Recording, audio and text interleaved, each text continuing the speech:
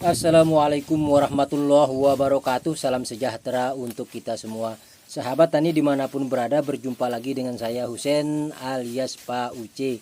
Nah, pada kesempatan kali ini kegiatan kita adalah bagaimana caranya kita memancing dan mengumpulkan komunitas mikroorganisme yang ada pada lantai rumpun bambu, sahabat tani. Nah, pada kesempatan kali ini kita akan memancing dan mengumpulkan komunitas agen hayati yang ada di bawah rumpun bambu ini. Karena di sini selain banyak mikroorganisme, juga terdapat trichoderma, mycorrhiza, bahkan di bawah rumpun bambu ini juga terdapat zat antibiotik yang disebut dengan kun bambu. Namun pada kesempatan kali ini kita memancing dan mengumpulkan bakteri lokal yang ada di bawah rumpun bambu ini. Nah, cara yang pertama yang kita lakukan yaitu kita bersihkan terlebih dahulu ya daun-daun yang masih utuh. Ya, yang kita butuhkan adalah humus daun bambunya. Nah, humus daun bambu itu berada pada untuk posisinya berada di tengah ya. Ya, ini ada kulit ular kobra. Nah, humus daun bambu ini ada antara daun bambu yang masih utuh dengan tanah. Di tengah-tengah itu ada humus daun bambu, sahabat tani. Jadi daun bambu yang sudah lapuk. Namun ini kita bersihkan terlebih dahulu daun bambu yang masih utuh beserta ranting-rantingnya. Yang kita butuhkan adalah humus daun bambunya atau daun bambu tadi yang sudah agak lapuk. Serta kita ikut sertakan juga tanahnya kurang lebih 1 cm maksimum 2 cm ya. Karena mikroorganisme yang ada di bawah rumpun bambu ini dia selalu bersimbiosis dengan perakaran tanaman bambu, dan ini kita akan mengumpulkannya untuk berbagai macam kebutuhan, sahabat tani. Baik itu untuk pembuatan pupuk organik padat, pupuk organik cair, dan juga berbagai macam kebutuhan tanaman organik ya. Nah, pada kesempatan kali ini khusus kita akan mengambil untuk bakterinya saja, dan bahkan juga nanti akan bercampur dengan trichoderma, mycorrhiza yang ada di dalamnya. Nah, setelah bahan-bahan ini setelah kita bersihkan ya dari daun yang kasar dan ranting-rantingnya, kemudian berikutnya nanti kita berikan dedak, sahabat tani.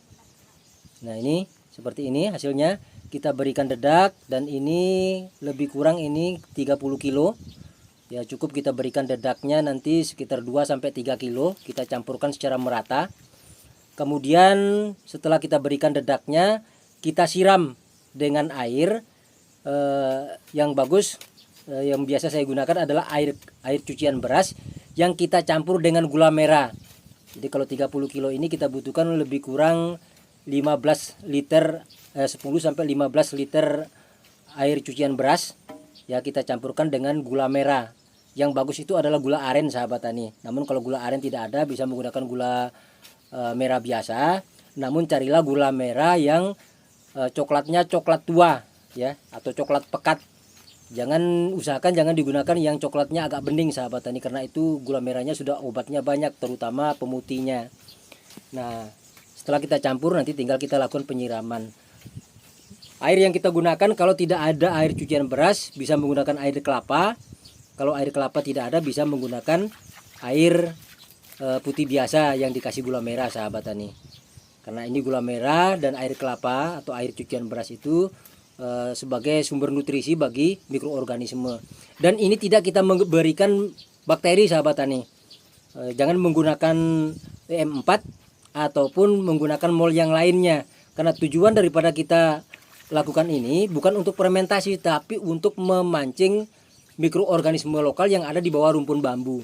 Nah, kalau kita berikan contohnya EM4, nah kita campurkan di sini, maka bisa boleh jadi EM4-nya butuh waktu untuk beradaptasi, bahkan bisa saja terjadi perebutan wilayah kekuasaan, akhirnya bisa berantem, sahabat tani. Sementara yang kita butuhkan adalah bakteri lokal yang ada di bawah rumpun bambu untuk kita kumpulkan.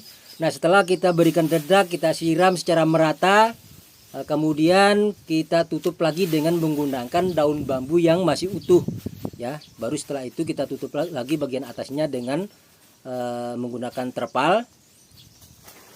Kemudian terpalnya juga jangan lupa kita berikan pemberat agar tidak terbang di bawah angin. Jadi kita tutup bagian atasnya. Dan ini sahabat tani nanti bisa digunakan kalau untuk fermentasi, contohnya tinggal kita ambil saja tanah yang kita buat ini ya. Nah ini hasilnya seperti ini setelah kita tutup.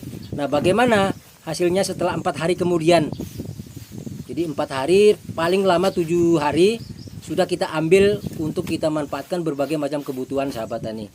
Kalau contoh kita ingin melakukan pembuatan pupuk kompos padat, kita ambil saja umpamanya 5 kilo, kita campurkan dengan air cucian beras atau air putih biasa yang kita berikan gula merah, kemudian baru dicampurkan dengan air yang lebih banyak untuk kita siram pada bagian pupuk yang akan kita fermentasikan. Demikian juga pupuk organik cair sahabat tani. Kita ambilkan tanahnya ini, tinggal kita campurkan dengan air cucian beras, bisa juga air kelapa atau juga air biasa, kita berikan gula merah. Nah kita ambil secukupnya sesuai dengan kebutuhan, kita cairkan. Nah bakteri-bakteri ini tentu akan menjadi bakteri aktif untuk kita lakukan fermentasi. Dan saya juga sering menggunakan berbagai macam kebutuhan sahabat tani, pembuatan pembenah tanah, kemudian pupuk padat ya, pupuk organik padat, pupuk organik cair, dan berbagai macam kebutuhan yang lainnya. Nah ini setelah 1 minggu sahabat tani, setelah 4 hari ini, nah ini sudah kelihatan sekali. Yang hijau-hijau itu ada trichodermanya, yang kemudian putih-putih kayak ada bulu-bulunya itu adalah mycorrhiza, yaitu kumpul menjadi satu di sini.